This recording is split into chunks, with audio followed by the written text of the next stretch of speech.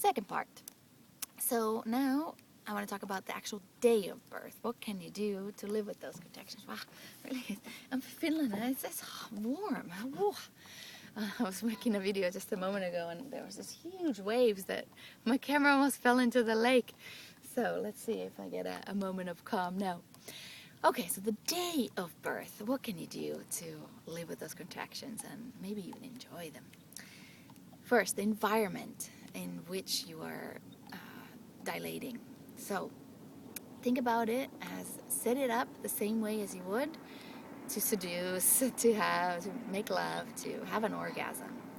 So what do we need to have an orgasm? Usually, there's other people who get off on different things, but in general, most women, they need some peace and quiet, maybe. They need not a whole lot of bright lights.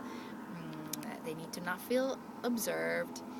The temperature, it has to be good. It's really hard to have an orgasm or enjoy sex if you're freezing or cold, like often it is in these birthing rooms. So stay at home as long as you can. It really helps with the dilation process. You'll just feel more comfortable at home. So the hormones work better and it goes faster. So it's worth it to stay at home as long as possible or give birth at home. That's obviously another option, but most women who look at my videos, that's not what they choose. So those of you who go into the hospital or a clinic or something like that, stay at home as long as possible. If that makes you nervous, then maybe think about having a doula who can help you in that. So low, don't have lights or some kind of a candle or something like that. Often light bothers us. I could not even deal with. I bought these salt lamps. I thought that'd be really nice, and even that bothered me. So we were in the dark pretty much, and the midwife had a little flashlight to kind of check out what was going on down below. Make sure the temperature's right. So if you're at home, bump it up. The woman we must feel free to move and make sounds and take our clothes off. We gotta feel free, and that is a lot easier at home. You gotta feel safe. And really like feeling that you're observed or that you have pressure, like, oh, you gotta dilate in so many hours, otherwise we'll do this and this, that really doesn't help. So just chill at home, make sure you don't go anywhere until the process is really inactive, that you're in active labor. What else? So the woman really has got to go to her birthing planet. She can't be really present in her logical brain. She's got to be kind of just primal, mammal, natural, just animal mode. That helps birthing, and that helps you not feel pain. If you're really focused on the pain and what you feel and how many contractions and how many minutes and the centimeters, you'll feel more pain. So if you can just once you get to the zone and you really don't even know what time it is or who's there and you don't hear anything, it's just you, your baby. Maybe you notice your partner, your doula, but really it should be mostly you and your baby. All right, what else? Movement. So you won't find, at least I don't know, any woman who would voluntarily lay on her back and all of labor. Maybe at some point you want to rest and that feels nice. Depends on what's happening, but most women want to move.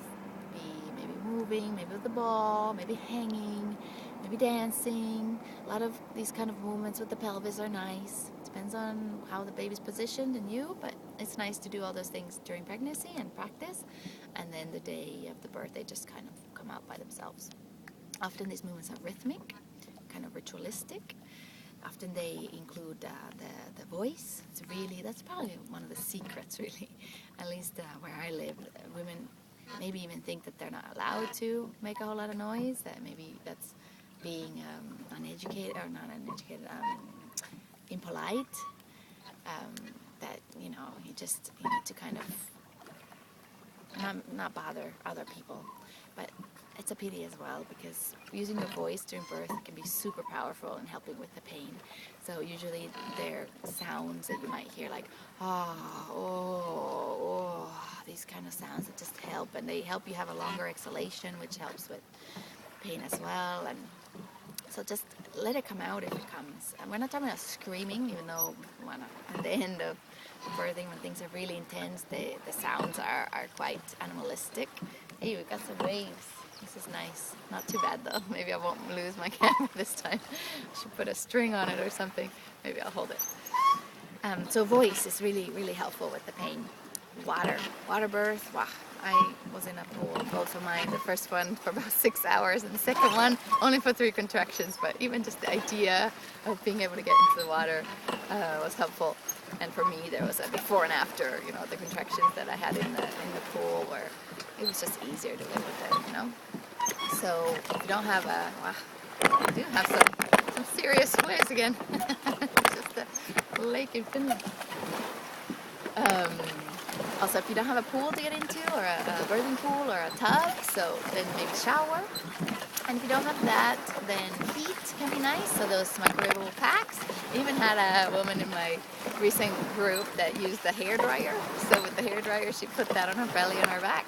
And the same woman, she's quite ingenious. She used these. They have these like instant hot packs for when you're in the mountain. So she made like a belt with them, and that helped her with her contractions.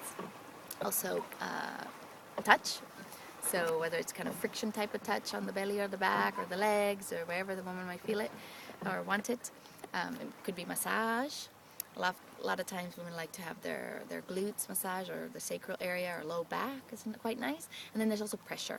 There's different ways to give pressure that I'll talk about in later videos. For me, and the last birth I had, I just really liked just my partner's hand right on my sacrum. He didn't do anything, just putting it there, holding it there. It was really lovely. I really liked that. What else? We talked about, there's also techniques like Hypnobabies or Hypnobirthing. That's really nice.